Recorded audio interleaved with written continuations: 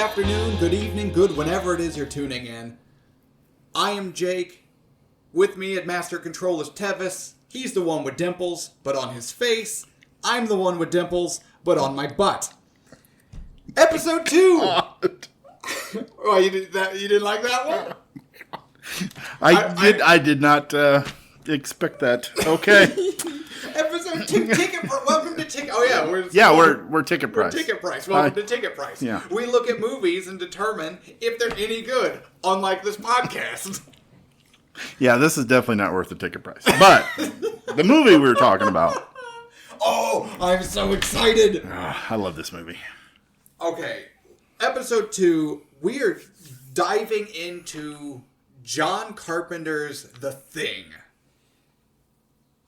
I'm calling it a classic. I'm calling it a masterpiece. The 1982 remake of the 1951 black and white horror classic, The Thing from Another World. Now, I didn't know this until we did research, looked more into it. The 51 movie, Thing from Another World, is a film adaptation of a science fiction novel, Who Goes There? Written by John W. Campbell in 1938. I did not know that either. I didn't know that, but I'm going to hunt it down. That would be a cool read, I'm going to get a copy of it, just to have. Even if I read it and I'm like, this isn't very good. Yeah. Just to have, I'm going to sit it next to my copy of The Thing. Heck yeah. This is also interesting. So written by Bill Lancaster and John W. Campbell Jr. That's really cool. So I dig that. That is really cool. Have you ever seen the original?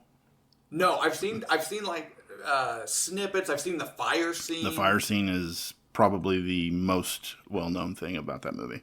It's basically he's basically like Frankenstein's monster.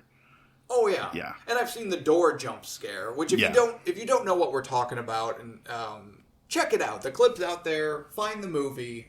But there is a scene throughout the movie, the 51, The Thing from Another World.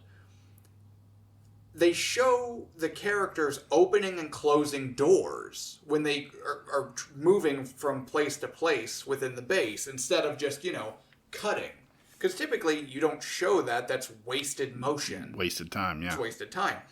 Unless you're setting something up. But they keep showing it. They keep showing it. And then mid-conversation opens the door. Boom! There's the monster. And you know what? Having seen the clip, still a good scare. Yeah, I think that holds up. It does hold up. But we're not talking about the 51. No. Maybe in a future episode. I'm in on that. Me too. But written by Campbell Jr., super cool. Obviously directed by John Carpenter. Starring Kurt Russell and Wilford Brimley. I love this movie. I love Kurt Russell. Diabetes. There, and I wasn't the first one. I wasn't the first one to do it. I couldn't resist. Okay. That's my last impression. Diabetes. No, I hope every episode we get more of your impressions. They're so good. Do you think more people know Wilford Brimley from this movie or from the diabetes commercial? Diabetes commercial. Yeah. Because, especially if you're of the right, even if you were old enough when the movie came out and you saw it in theaters, that commercial during the 90s was everywhere. When I was watching Chuck Norris Texas Ranger, why would you do that? It was on. When I was watching MacGyver, it would come on. When I'm watching The Price is Right with Bob Barker, it was on. It was on everywhere. I honestly cannot tell you another movie off the top of my head that Wilford Brimley was in. That's the only two that I can think of, is this movie and that commercial. I was going to say that the other one's not even a movie. No, I don't. I mean, I don't have anything. Mr. Brimley, I'm so sorry. Was he in Deliverance? I've never seen Deliverance. I know it's on our list to watch. But Yeah, I don't think he was, actually. I think that was... Let's get back to the thing. Back to the thing. Get back to the thing. Okay, this movie's ratings. 8.2 on IMDb, and Rotten Tomatoes gives it an 85. So very, very similar to The Shining from our previous episode. Although those are well-deserved numbers. But it shares a very common thread with Shining, is these numbers have been inflated over time. Modern audiences have taken to this movie more than the original theater audiences. That's a shame. Well, we'll get into 1982 thoughts here in a minute. Budget an estimated $15 million, grossed worldwide $39,200,000 and change. Oof. Yeah, that's not good. And really, even think about the film itself. $15 million for what they did, what the thing is. That's not that expensive. Oh, for the effects? Yeah. Oh, yeah. Effects, location. Yeah. Kurt Russell. I mean, Wilford Brimley. Brimley. You know, he's rolling in the cash. I was about to make him. Just moving on. We're not talking specifically or exclusively about Wilford Brimley. Welcome to the Wilford Brimley podcast. We are dissecting the career of everyone's favorite diabetic. Oh, anyway, I hope that doesn't get edited out. I really do. So this movie had some Saturn Award nods, but we're not talking about those. That's not really that big a deal. It has a Razzie nomination for worst score. The score's not the best. It's not the worst. But to me, I'm like, okay, there's nothing wrong with the score. It's not great. No. But I'm like, Razzie? Really? Yeah, I'm sure there's something out there worse. Because it's basically just like just a guitar strum sound like a heartbeat? Yeah. I mean, so maybe that's why they're like, oh God, it's just a guitar strum to sound like a fucking heartbeat. Yeah, but they did that exact same thing as a special effect in Jurassic Park, and people are still talking about it. Well, you know I'm right. I know. I keep seeing the water in that cup. Oh, man. Why did that sound like a boner? Because you made the boner noise. I did. I don't know why. Instead of just boom. Yeah. Boom. Like a normal person. Like a normal human being. Okay. If anyone is interested in running Master Control and co-hosting a podcast about movies that isn't very good, please let me know at Jake at Ticket Price. Okay, reviews. This movie also, in its time, had some real mixed reviews. It didn't commercially do super well. The fans of it were outspoken, but critically, Roger Ebert gave it 2.5 stars. God, Roger. Calling it a great barf bag movie. And Time Magazine said it wasn't so much a movie as it was an exercise in abstract art. I like that. I think that's a positive review. That is not a positive I review. feel like that's a positive review. Roger Ebert's not so much. I wonder, was Roger Ebert alive when The Human Centipede was released?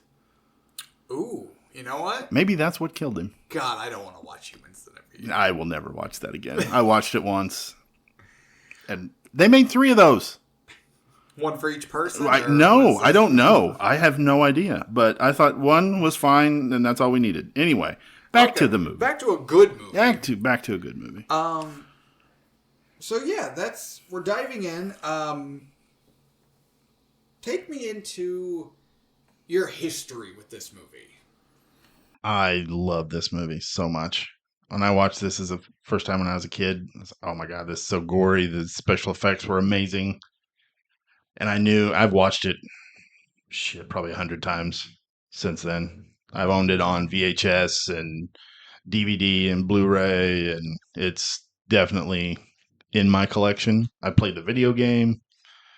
Yeah. You played the board game yet? No. There's 2 board games. Is there actually. 2 board games? Yeah, there's 2 board games. I watched a YouTube video on how to play the board game, but I can't play it because I don't have friends. So that's true.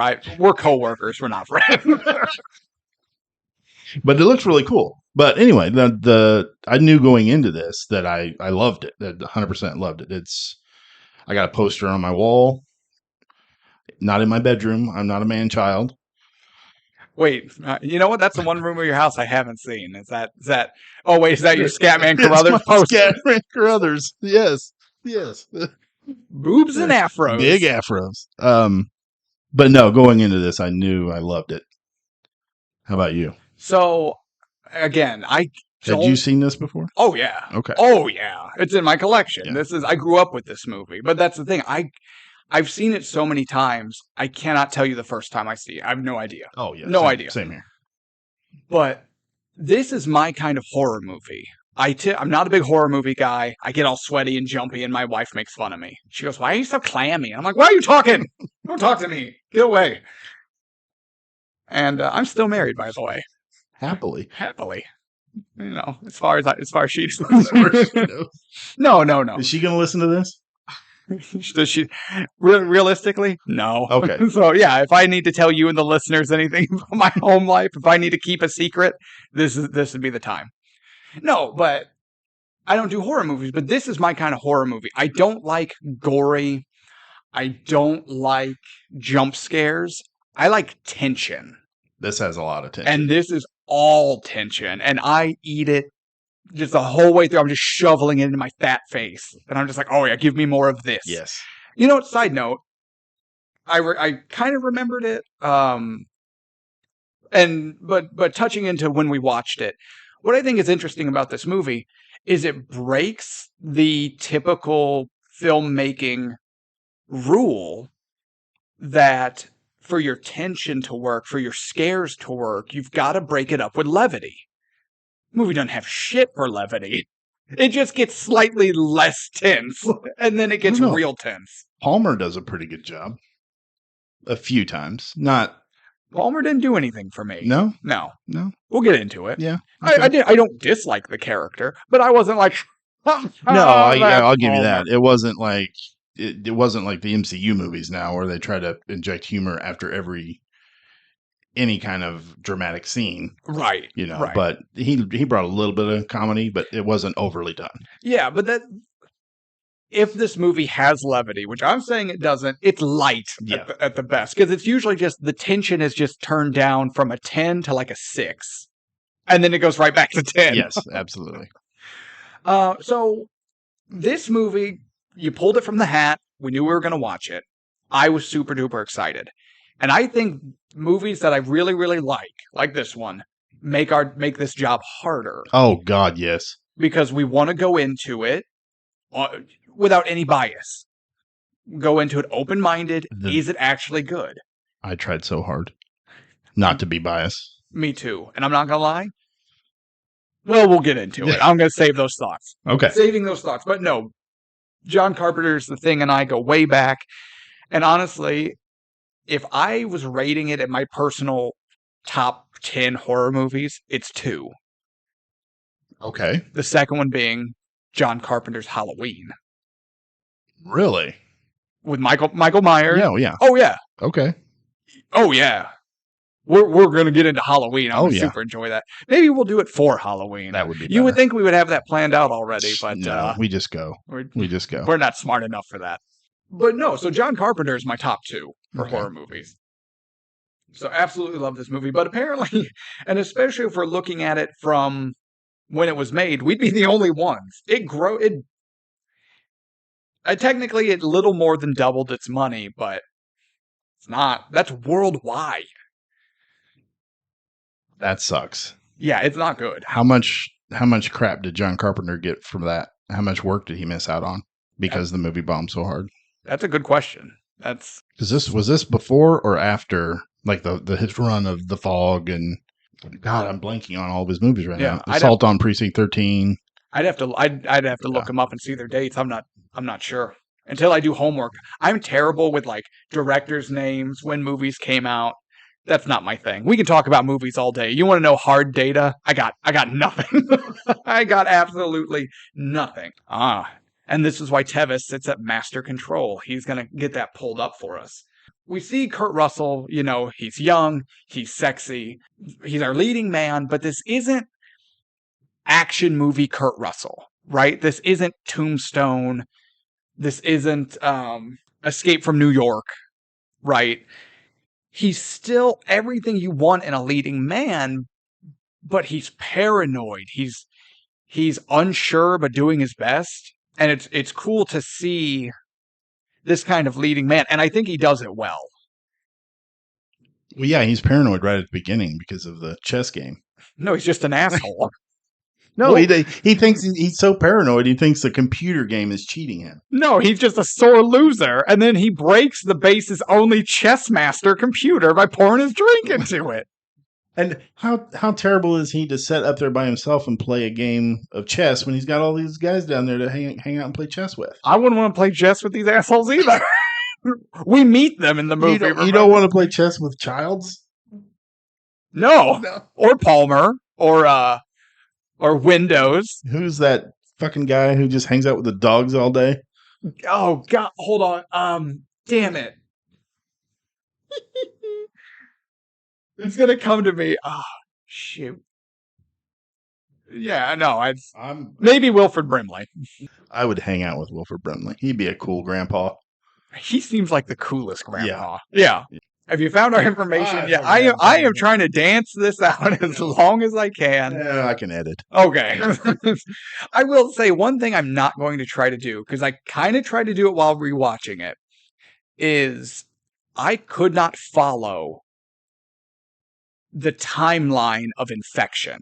Oh my God, no. I tried. Yeah, I tried, and that gave me more anxiety than watching the movie. Yeah. Like the guys that actually had on the Outpost. And here's the thing, I don't think we as the audience are supposed to be able to figure it. I know there's a million videos out there saying, I figured it out. I pushed up my glasses, and I wear glasses, I can say that. I pushed up my glasses and I know who got infected, when, and by what. No, you didn't. Because the film teaches us, we learn when Bennings gets it, or Bannings, or whatever his name is, that the infection didn't have to come from the dog.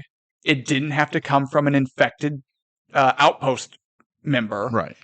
The corpses they brought back, even a single speck of blood, right, could have gotten on someone's hands while moving a body that we never saw. Well, and then it thaws, boom, infected. Fucking Wilford Brimley's like bareback in this fucking thing when he's dissecting it, and he's got what, a pair of gloves on? Yeah, but one set of gloves. Like, what are you doing? You're grabbing this thing's bones and like cracking it like he goes elbow deep in. Oh my God. You're like cracking it like he's at a all-you-can-eat lobster buffet. Well, and also we'll get into it. We will get into it. To hell with it. Let's just get into it. Have you found our data yet? Has it been worth it? No, not really. So he directed The Fog, and then Escape from New York, and then he did The Thing. Mm-hmm. And the next movie he did was Christine. Okay. And what year was that? 83. And then after that, he did Starman. Have you seen either one of those movies? No. I've never heard of Starman. It's terrible. It's terrible. You mean we're going to watch it next? Both of them are terrible. I read the book of Christine. I loved it. It's a Stephen King book. But the movie is awful. Yeah. And the next one he does after those two terrible ones is Big Trouble in Little China. So what I'm getting at this is John Carpenter and Kurt Russell are the actor-director duo that I do like. Oh, yeah. He's him and like Martin Scorsese. God. I say we leave that in. Yeah. Yeah. Come on, Mushmouth. What are we talking about? I was going to say like Martin Scorsese and Bob De Niro. It's like those two are always together. Who the fuck? Only Bob De Niro. I'm no Bob. Me and him hang out. You, Bob De Niro, in this old house. Yes. Robert De Niro, Yeah, he loves my Goodfellas poster on my wall. You and old Bobby boy. Yeah, old Bobby. I have never in my life heard of Bob De Niro, and I hate it. I know. I don't like it either. Why? Why did you do that? Because I wanted to make somebody out there cringe. Yeah, me. And I'm the only person who listens to this show. No, I've heard him refer to him in interviews and stuff as Bob De Niro, and I'm like, no, it's fucking Robert De Niro. Who does? Scorsese? No, Scorsese's done it a few times, but it's only like his close friends that do it. But it still bothers me. I don't like that. No, I don't either. And we never talked about this again, ever. Like the original Thing, we're gonna bury it under 100,000 years of ice. Should I delete that out? No. Otherwise, we don't have any content. Shit. Okay, so movie starts, and I forgot this is how the movie opens. I forgot this is how it opens. Spaceship whizzes on screen, and then you see it fly, crash, whatever, towards Earth. And I hate it. Yeah, it doesn't need to be there at all. It looks like crap, Right. and honestly, it not only is it unnecessary, but it kind of spoils a little bit of what we go into. Yeah. Because now it's what the hell is this? It's aliens. Yeah. And then the title card, you could still just have the title card and be fine. Because the title card reveal is so cool. Oh, yeah. The burning of the background and you reveal the title of the movie. That was so cool. Yeah, oh, yeah. And you could have even just had the shot of Earth and be fine. No, I wouldn't even You do wouldn't that. have done that? Nope. You don't want to know where the movie takes place? Give us a what? Humans? It's on Earth? What? No, just give us a shot of the outpost. No, I agree. I agree 100%. Earth? Well, you have to have an establishing shot. We don't need that much establishment. It's not the interview in The Shining. Jesus.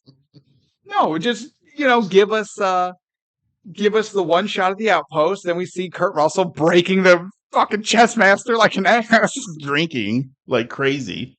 And he's the pilot. That's all he does is drink. Wait, he's the pilot and Palmer's the other pilot, the pothead, right? Yeah. Yeah.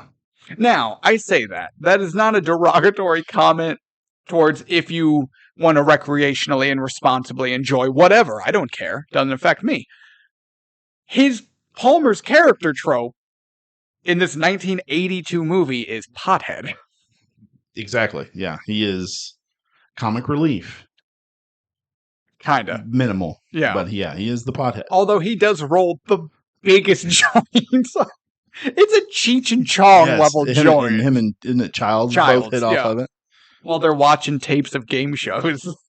I've already seen this one. I know how this one ends. And then he ejects it. But no, I think we should have gone just right into the establishing shot of the outpost. Then we see Kurt Russell. He breaks the computer. We kind of see everybody else. Then helicopter, gunshots, chasing the dog. And without the alien buildup, yeah, we have no clue. We would be going, the hell is going on? Yeah. Instead, we're going, a dog's probably an alien. Yes. So I don't have many hard critiques of this movie. This is honestly probably my biggest one. I have another one, but that's for later. Okay.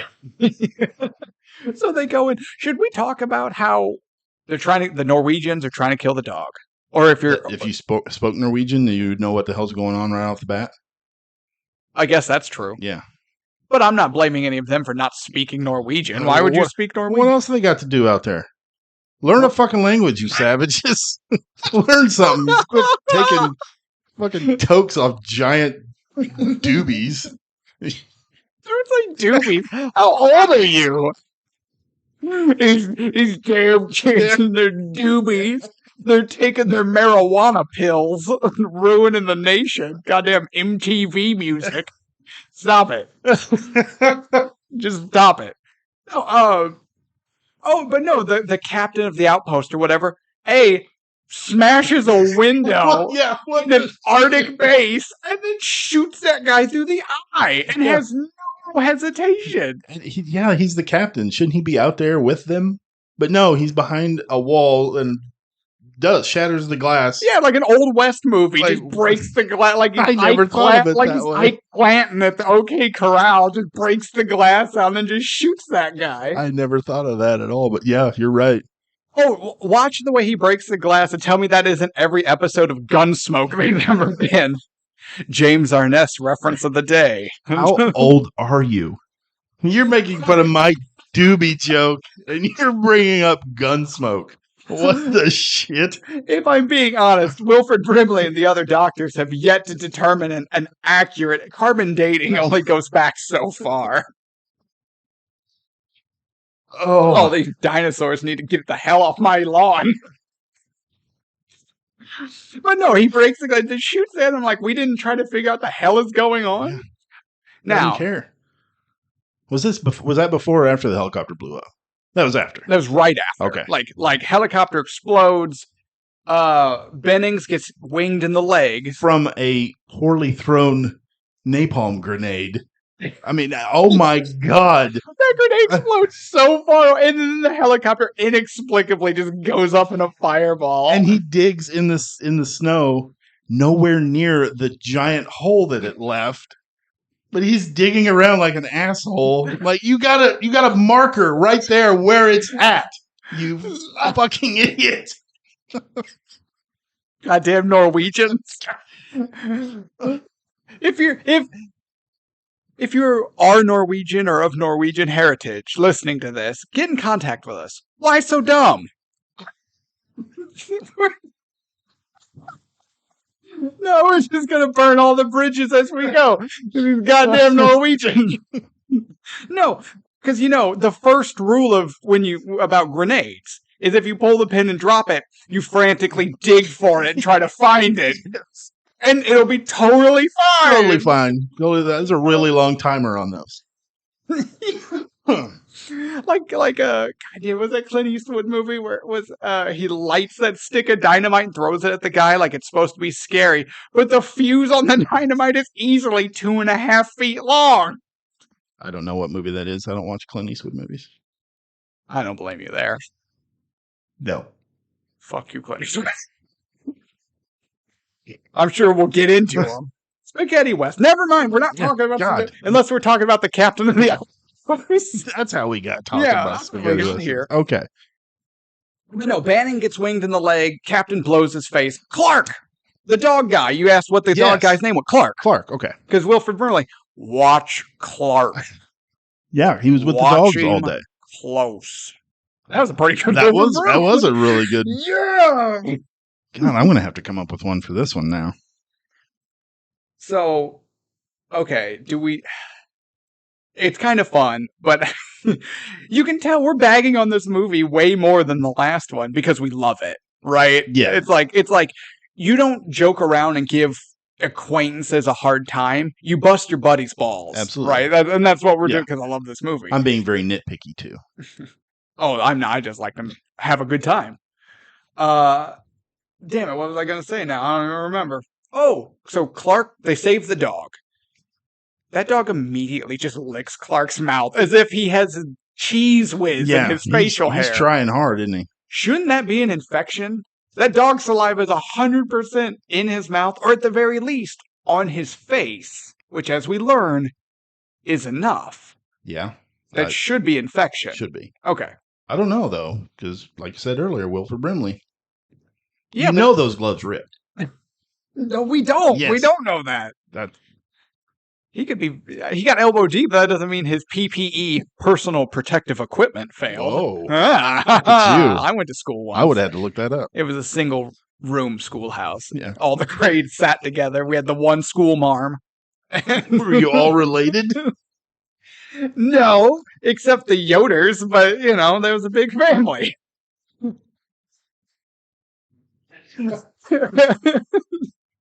We are 32 minutes in. we haven't even got past the helicopter. We haven't even got to the first infection. Well, it should have been fucking Clark when the dog Frenched him. Spoilers, it was not Clark. Okay. Moving on. For the love of God. Okay. So, movie progresses. It becomes what I think is a textbook, must-be-studied example of paranoia and tension-based horror movie. That's where you're talking. You're just staring at me. Oh, is it? I would like to just go ahead and accept the award for Best Podcast, Most Professional Co-Hosts. Thank you all so much. I didn't think my walkie was on. What?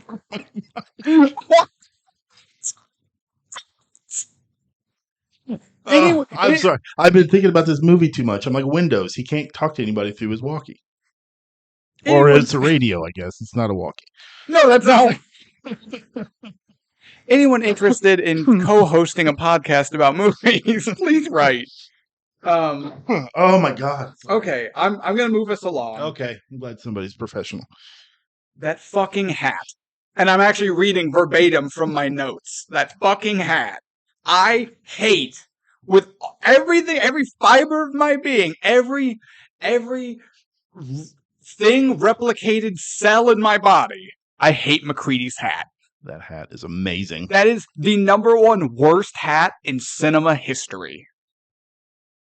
Oh, is that worse than Yes. Jack Sparrow's hat? Yes. Yeah, I like Jack Sparrow's hat. Then why did you even bring it up? Because I was wanting your opinion. This is where we have a back and forth. Oh, Johnny Depp sucks dick. His girlfriend poops in his bed. What do you want from me? I am not a Johnny Depp fan. He plays one character, regardless of the role, and he plays it poorly. So when we get to Johnny Depp movies, get ready for that. No, McCready's hat. Okay, what is the purpose of a hat? Well, it has a bill or a brim to block the sun from your eyes. Oh wait, McCready's hat is a cowboy hat, jackknife sideways, with all the folds, with all the bill folded upward. It blocks nothing. Well, when you're in a cold environment like an Arctic outpost, it protects your ears. Nope! Strike 2! It doesn't even touch his ears! I have to pull the picture up. Sometimes hats have no basic utility and are just things that look cool. Hard strike 3. Damn. This hat is the worst hat in cinema history. We're going to spend the next 30 minutes talking about McCready's hat. And looking for the picture. Yeah. Why do you want to cast your eyes on the worst thing that's ever been invented? So the dog enters. We get to meet a little bit more of the crew. Banning's bitching about getting winged in the leg. We get to meet some of the characters. But more importantly, we see the dog in the background, roaming around, milling about, in almost every scene from that point on.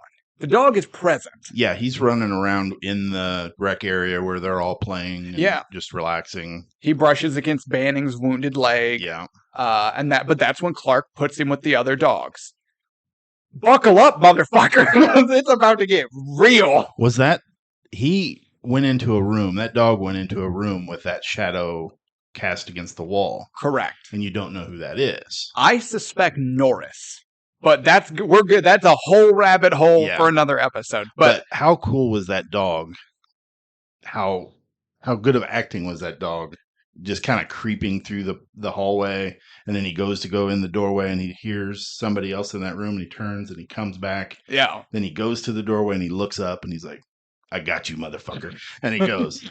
But no, so 100. But when Banning tells Clark, lock that mutt up with the others, and Clark does it, we see the dog get put into the kennel with the others. This movie jumps to 100 miles an hour and never slows down. Yes, because that transformation scene, I can't even describe it. It was so good. From the beginning when the dog walks in and he just kind of sits down and he stares. Shaking. But he doesn't ever take his stare off. Even the dogs are like walking around him and looking at him and barking at him, and he's still focused on the wall and then starts to shake. Yeah, and I'm like, what the hell? That one poor dog that gets sprayed with all the crap. You want to talk about a dog actor having a bad day on set? That's the Shelley Duvall of the dog acting. It was fine. What are you talking about? That dog wasn't even acting. He was like, yeah. That's what I'm saying. Motherfucker with a hose is spraying me with some kind of goo. It's like Stanley Kubrick back there. Just torturing that dog. Torturing that dog. You're not wrong. No. Also, because I'm a professional, so I've done no research. The dog that's chewing the fence off, that's gimmicked, right? Like that's the fence? Yeah. Yo, yeah. Okay. Yeah, you can kind of tell it's not a real that's what I thought. Fence, but because it's a great shot. Yes. But I'm like, if that's real, because it's 1982, people don't give a shit. That's true. And I'd be real mad if that was if they were having a dog do that. Yeah, that is totally a breakaway. Okay, good. But it's so cool they even thought about doing that. A dog so afraid that he's chewing that fence out. Yeah. It's great. It's finally seen. The fire alarms hit. People come in. And we finally get to see the thing, right? And everyone just goes, what the fuck? And they do eventually torch it, right? They get the flamethrower. They get the flamethrower. Why are there so many flamethrowers at a research facility? What are they researching? Flamethrower. Apparently. Yeah, that's a question I never even thought of before. What are they researching? Well, or why are there so many flamethrowers? There's at least, 4? 5? That I'm not sure. There's enough. But why would you need one? Well, presumably to melt snow and ice as it builds up at an Arctic base, I would think. But, there's a lot of... They also have an inexplicably large amount of dynamite. Well, that goes back to what they're researching. Do we ever find out that? No. Okay, I didn't think so. Nope. So... But if you need to blow up some ice... Yeah. So shit goes down. Yeah. Everyone realizes we need to figure out what the hell happened to the Norwegians. Right? Right. Because it's after that. Yeah. Then they go... And that's... McCready's hat is so stupid.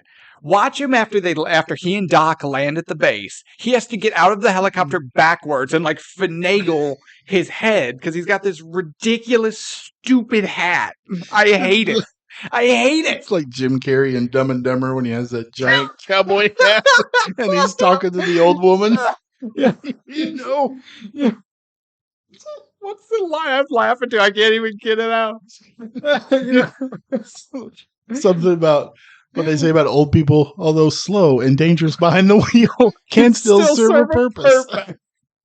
Yeah, but you know what? That hat at least would block sun, which is the whole purpose of a hat. Unlike McCready's, that piece of garbage. Well, that's the last time you see it, though, isn't it? No. No? No. I thought it was. I think he ends with it. He still has it on his back. No. That's maybe. It. Join us next week as we rewatch John Carpenter's The Thing to document every appearance of the hat. But anyway, that's when they discover the Norwegians uncovered something. And it appears to be extraterrestrial. Then they find the spaceship, go down. Boom! We now know it's aliens. Yes. We don't need the shot in the beginning showing 100%. the spaceship. Let the audience go, what in the world is going on? And do we even need them going down and exploring the top of that ship? Because they bring back a videotape and show the rest of the crew. And they bring back the half-mutated body, but that was from the base. Yeah. That wasn't the ship. No, I think they just wanted a cool shot of, look, we have a ship mini, but with computers, we can shrink Doc and Kurt Russell down. But yeah, you know what? Now that you say that. But just show the video of them, the Norwegians had standing all around the cliff in the giant shot of the ship. I think that would have been more effective. And then they find the other excavation site. That's where they found the body. Oh, yes. I forgot about that. Where the thing apparently had crashed and crawled out. And eventually succumbed to ice and freezing. Yes. Yeah, we don't need that beginning. No, not at all. Okay, so if we don't watch ourselves, we're going to shot by shot talk about this movie. So one of the things... I could too. That's why we can't do it.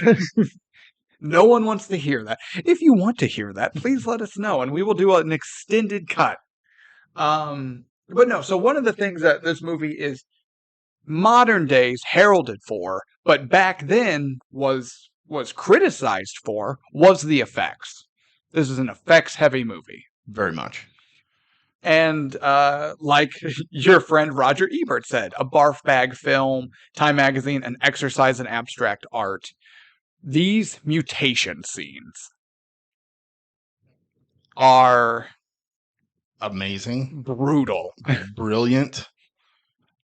Who was the guy? Rob Bottin, who did the special effects? I don't have that written down. I don't know. You'd think I would, but I can't do all the work. Damn, I'm too distracted by that god awful hat. But I think he won an Oscar for that. I will have to look into that. Well, no, because I would have found that. Yeah, but no, he probably won a Saturn Award, which is a lower award for like horror movies and sci-fi and etc. We don't really talk about Saturn Awards because no one knows what the hell that is. Don't put the laptop away. You can't find anything anyway. That's true. How's your hunt for McCready's hat going? I gave up. So you were talking about the transformations. Yes. One of them that really creeped me out was the one that was the least special effects heavy was Bennings. His hands. His hands and his scream and the Yeah. look on his face. And then they have to actually burn him up but it's like he's not unrecognizable to those guys like the other ones that they torched. Had his hands been hidden, Yeah, it would have been there. Yeah. The thing needed what, 2 minutes more? because I think that was the first one that they had to torch that was recognizable.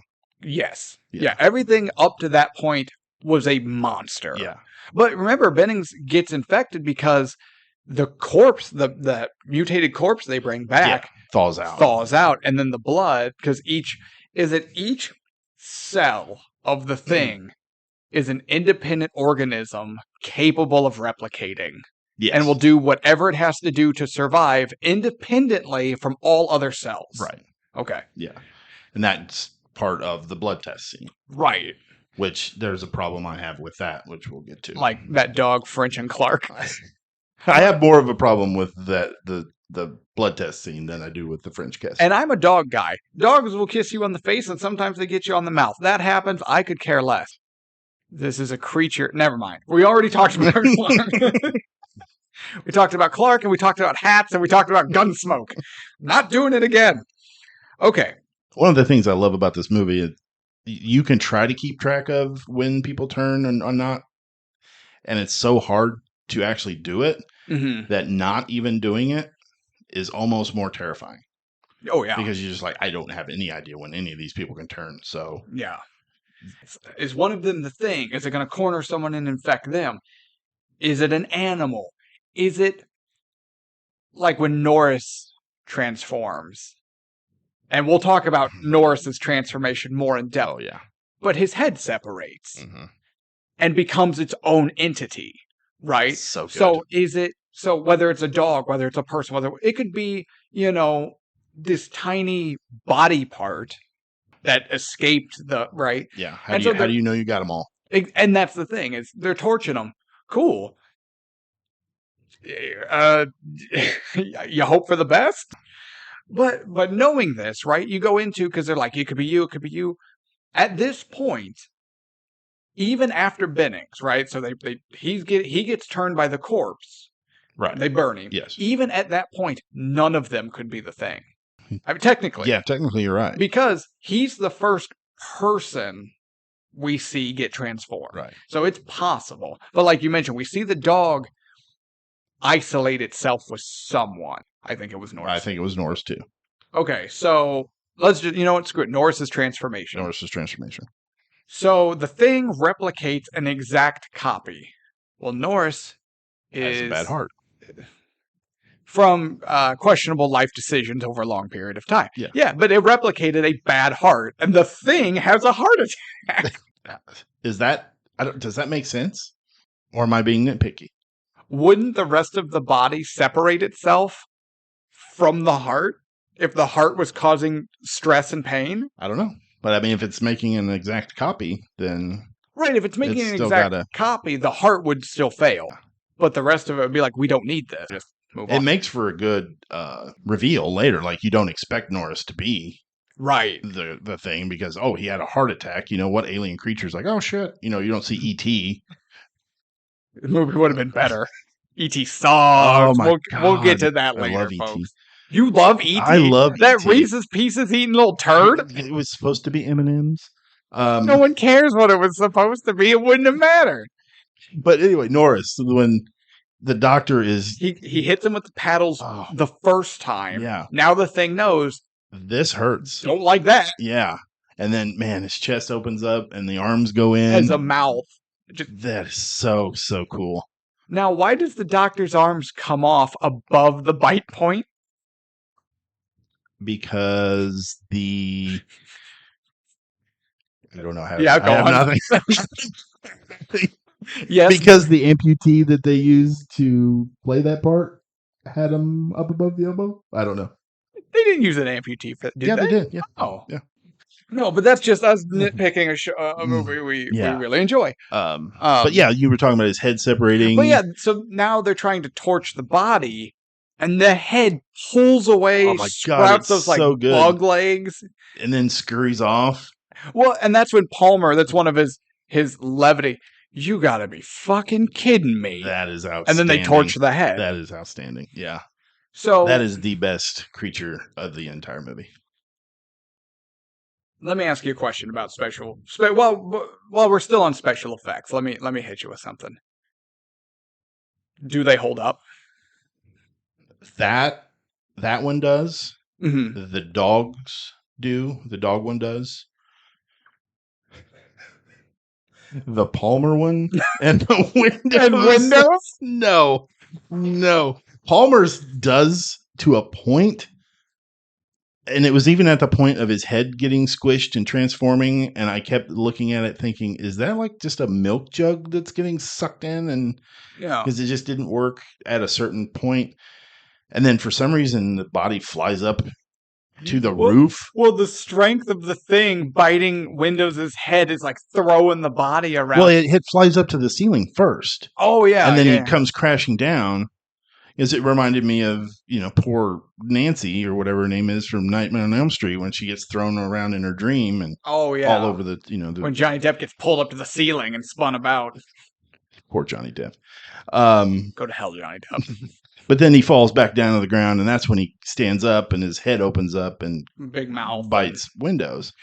So and then that body that's the ragdoll effects of Windows, I can only describe as something you would see from a Three Stooges short. Yeah. When you see Curly fall off the roof of the building or what, and it's the most obvious doll. Yeah, it's not good. That one does not hold up. But I'll even say Blair at the end. Blair's does, even though it is a mixture of stop motion and live effects. The scene of him dragging the captain with his hand attached to his face and all the skin is morphing together as one still creeps me out. That still one gives me chills. Yeah, I forgot about that until you just said that. So for me, it depends on how you want to measure does it hold up.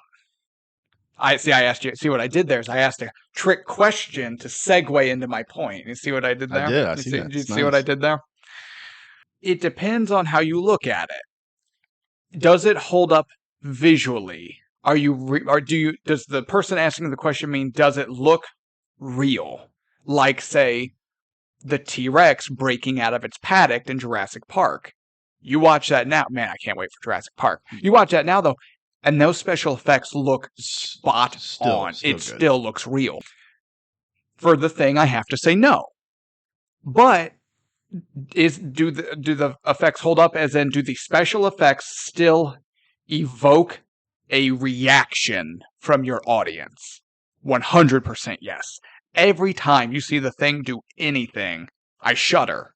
Why is it so insect-like? Every time! Norse's spider head. Everything has a mouth like a Resident Evil monster. It's the worst! In the best way. But it's the worst. It is.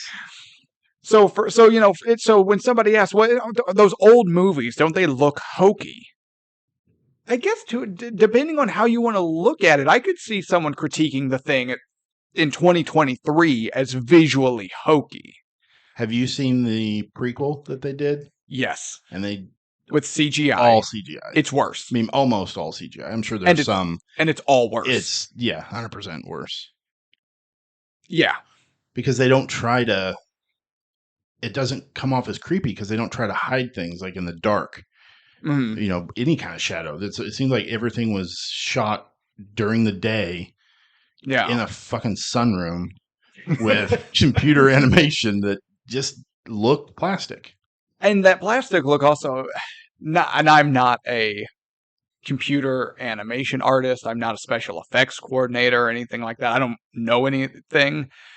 But when you get that plasticky look, they're not, their color contrasts are wrong. They're not making sure that their light direction and values are matching their environment to their creature. The creature, your setting will give you how dark the color black can be. Right. Like we're in this room right now.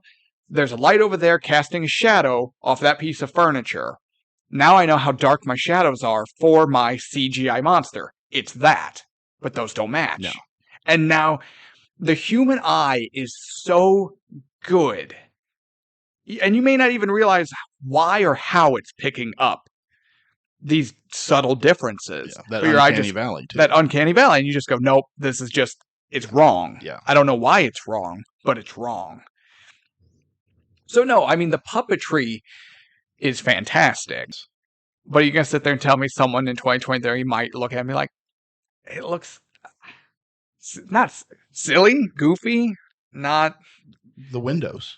The Windows puppet. I mean, even then, watching it back when I was younger, I was like, okay, that's kind of, it was terrifying, but it was still kind of...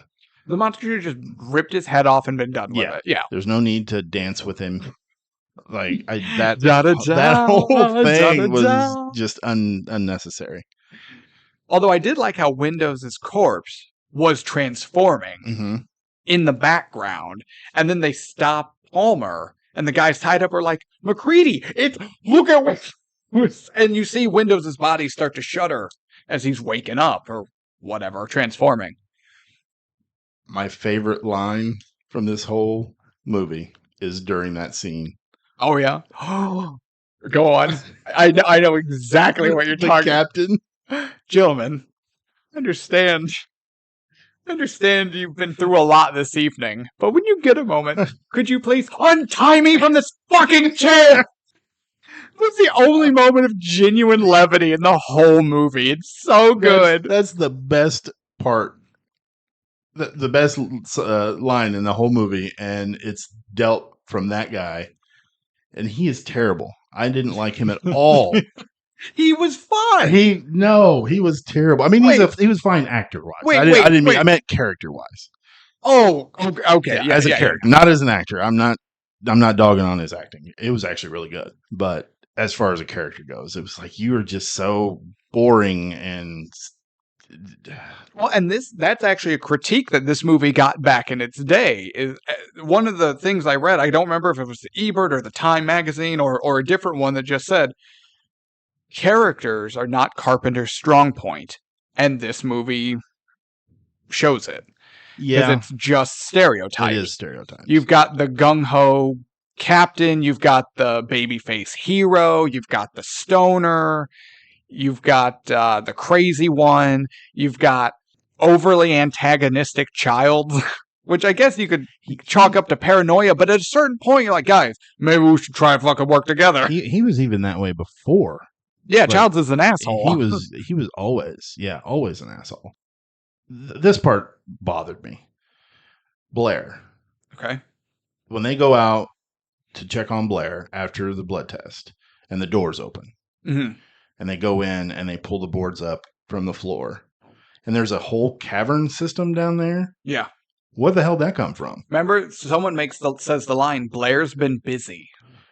He's digging in frozen... He's not digging. It's digging. You think it was the one that was digging? So before they do the blood test, McCready and the chef, who I forget his name.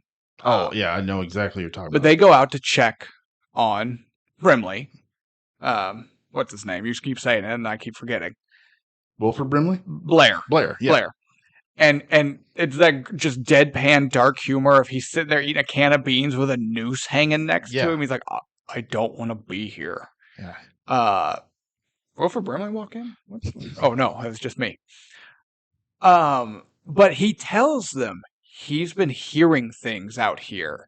And they're like, well, we're looking for so-and-so. And he's like, it's not so-and-so. I'm telling you, something is out here. I want to come inside.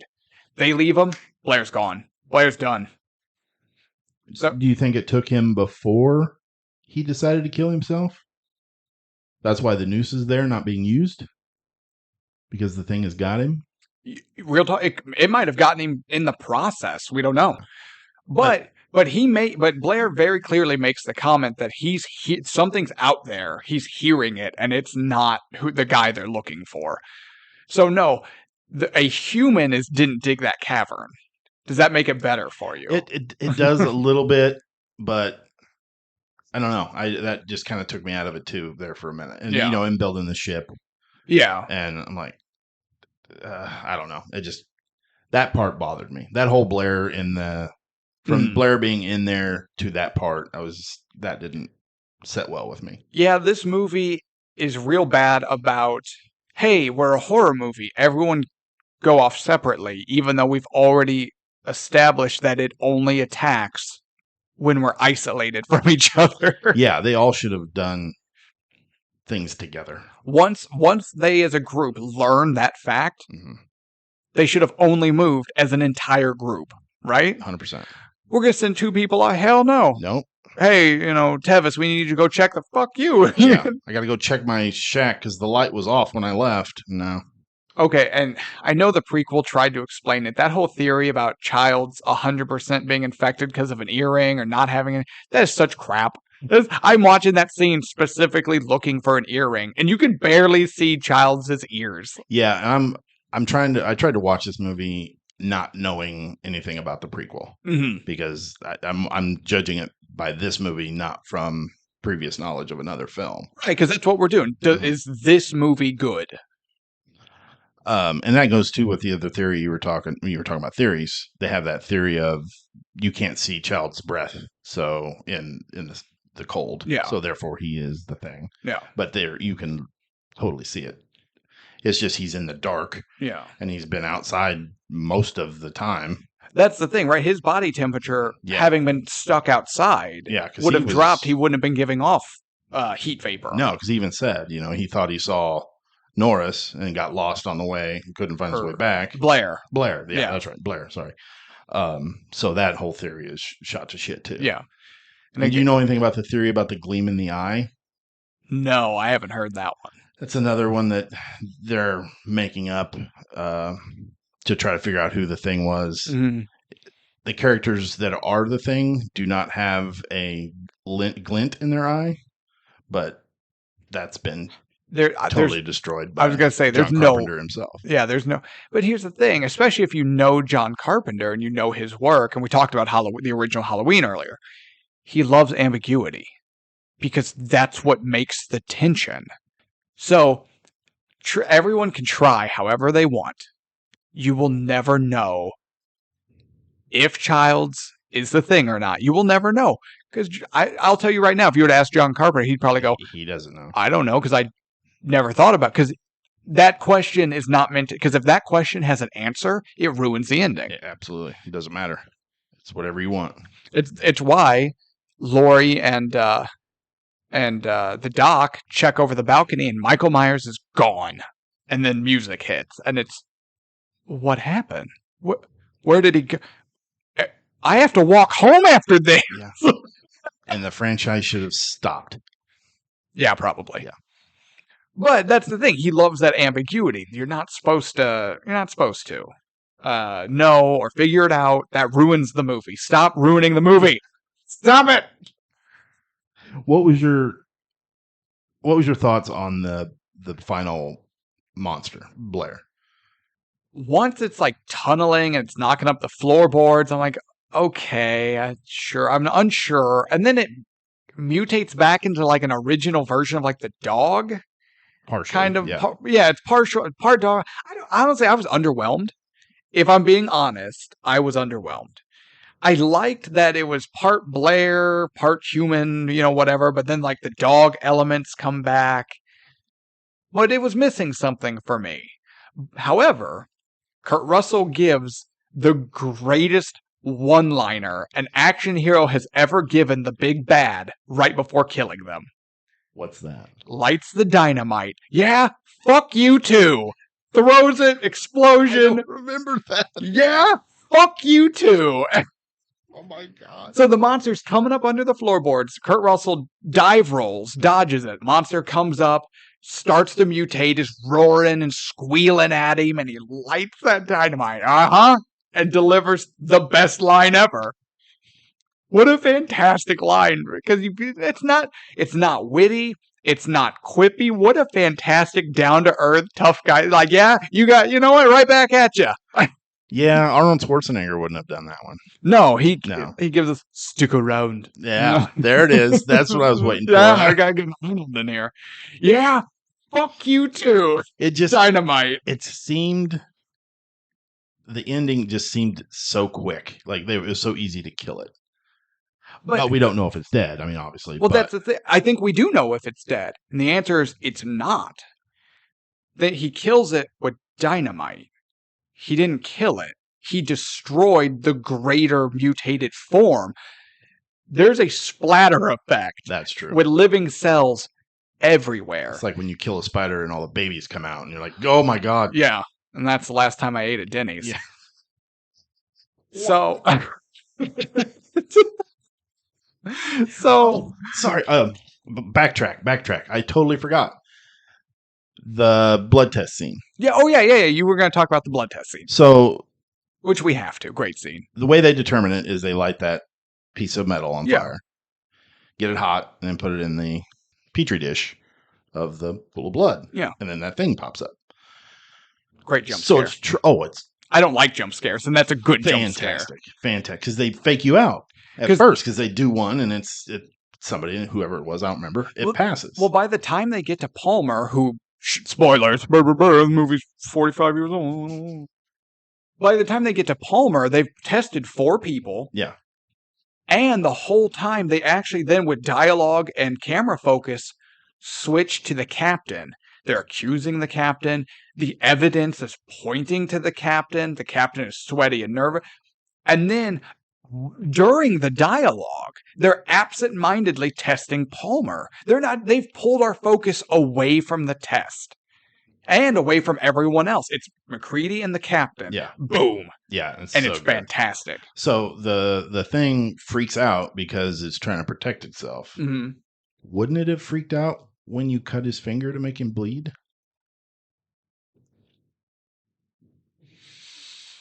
Ooh. It depends on how the thing works.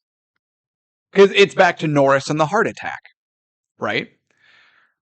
Because the cells individually will defend themselves.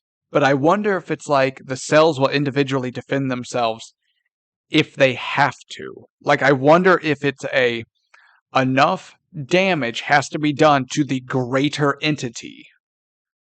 Right? Like, Norris has a heart attack. Well, okay. When he gets shocked, he's like, oh shit. The heart cells die. Yeah. But the thing is like, it's recovering almost. It's like we can move on from this. The electricity goes through the whole system. It goes into freak out mode. Fair point.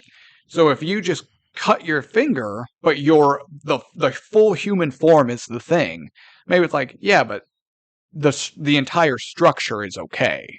It's almost like you're a robot. It's like, okay, damage check. We're okay. Yeah. Right? But then when you try to burn an individual cell, like a blood cell, it's going to freak out. That makes sense. This is based on my knowledge of absolutely nothing and should be taken with all the salt. All of it. That theory is going to be in the documentary. Oh, wait, am I going to be interviewed in the next documentary? They're like, why didn't that happen? Well, it's going to say doctor underneath my name tag or something. It's like, well, you see, cellular biology. Also, okay, you're talking about, I guess, or things that it's like, wait a minute, would that work? Yeah. They're using a scalpel to cut fingers to test the blood on a creature that infects you as like a germ. Yeah, and they never clean the damn thing. Well, someone wipes it on their pants. Right, that stops germs. You just give it the old denim brushing, right? Yeah, absolutely. It's one scalpel, so it's like, oh no, if the first guy they tested had been infected, they are now all officially screwed. That's the way my mom used to do it. She'd cut up chicken, wipe it on her dress, and then start slicing bread for the whole family. It's fine. Yeah, it's fine. It's good for a little salmonella. Yeah. A little alien goo is good for you. It'll be all right. Just rub some dirt on it. Right? So let's go back to the dog making out with Clark. It's like, huh. But here's the thing, though. While it's fun to joke and talk about that with your friends, because that's what movies are about, those little things don't bother me. No, Now, me it's either. fun to talk, but they don't bother, right? Because at the end, if anything, it gives it character, It right? doesn't matter. I'm not trying to see the sculpture of David when I go to a movie. It does not have to be perfect. I've never seen that. Is it perfect? Yeah. It is. Yeah. I might have to look it up. You don't know what I'm talking Yeah, I about? know what you're talking about. Well, it could use a hat. And some pants. No. Because isn't that the one that gets broken in the Goonies and they glue it on upside down? Yeah. Also, Oh, never mind. No, Never no, mind. I know what you're going to say. I'm not. I hope I pull that movie out of the fucking hat. Joke's on you. I took the movie out of the hat weeks ago. Threw it away. We have to stop. We have to stop. We can't keep talking about this movie. We've been in this room for so long. But it's such a good movie. We could keep going. We could keep going. We could keep going about the fucking helicopter and not even touch anything else. We already did. What am I? No. Can we touch base one more time about McCready's hat? Oh my god. Worst hat in cinema history. If you all know I'm right. Tevis, you know I'm right. The people listening know I'm right. Kurt Russell knows I'm right. Worst hat in cinema history. I'm going to go on Amazon and see if I can order one. Wait, you're going to do this now while we're recording? You're a goddamn professional? You're doing this right now? What the fuck are you doing? Put your phone away. I'm not your high school teacher. I don't give a shit. Okay. There were not cell phones when I was in high school because I'm an old motherfucker. I'm glad you iterated that the way you did. Thank you. You're welcome. We only get so many F-bombs before they move us from PG-13 to R, and that's what we're going to use it on. Yeah, you're right. I probably should edit that out. Leave all the other ones before this one. Just take this one out. If you're hearing a hard cut, Tevis used potty language, and we've been edited. Okay, so let's wrap it up. John Carpenter's The Thing. Overrated, underrated, just right. Is it a classic? Is it just not worth the ticket price? Where are we landing here? Can I say it's underrated? I feel like this movie doesn't get as much love as it deserves. Even though I know it's not underrated. It's everybody who talks about this movie talk about how great this movie is, from the acting to the special effects, just the tense moments in the movie itself. I would say it's just right, if I'm being honest. And definitely worth the ticket price. Yeah. I'm a professional podcaster. I'm just getting tongue-tied here, and I don't know what the hell I'm doing. I agree, though. I think because it is now looked on so favorably in the modern era, I would say it's, as far as underrated, overrated, I think it's just right.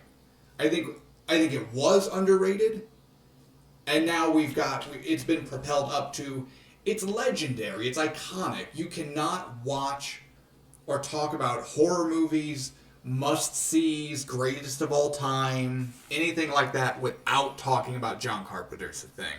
And I think that's rightly so. The tension, the special effects, the acting, the writing, so good. So good. Wardrobe, bad. Specifically headgear. You sounded like Frankenstein's monster. Wardrobe, bad. Oh, God damn. If the Thing could talk and not just roar like an alien dog beast. It's like Phil Hartman doing the Frankenstein's monster. Bad. Wardrobe, bad. McCready's hat.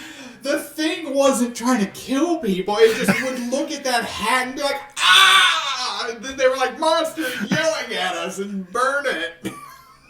It was just trying to get the hat. Oh, God. God, I hate that hat. That's I hate amazing. it. And if any of you disagree, keep your opinion to yourself. You're wrong. closing thoughts? Are we... Gotta get out of this room. Oh, I just want to say one last thing. How come nobody loved Fuchs? Nobody gave a shit about that man.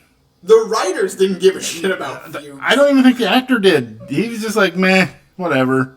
I disagree. The guy playing Fuchs does a good job. Like, he's giving that performance something. It's just he's playing a role that has nothing to offer back. They literally throw him out like a piece of trash. They kill him off screen.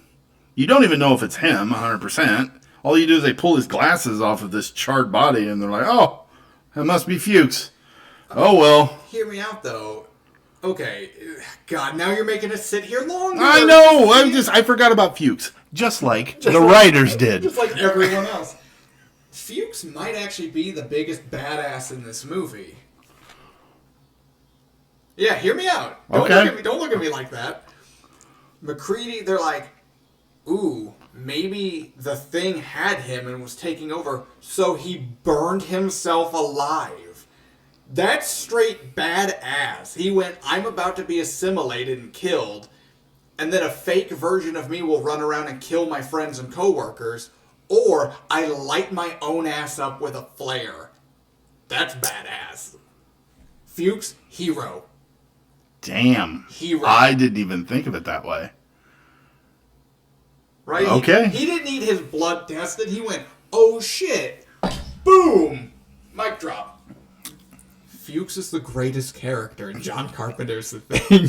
Damn it. That totally backfired on me. Yeah! Up yours, you hat-loving freak. All right. That's it. I'm cutting. We gotta go. Thank you, everyone, for listening. I'm Jake. This is Tevis. This has been fun. Ticket price. It's been something. Yeah. If you've stayed with us this long, thank you. Get help, but thank you. And until episode 3, see you next time.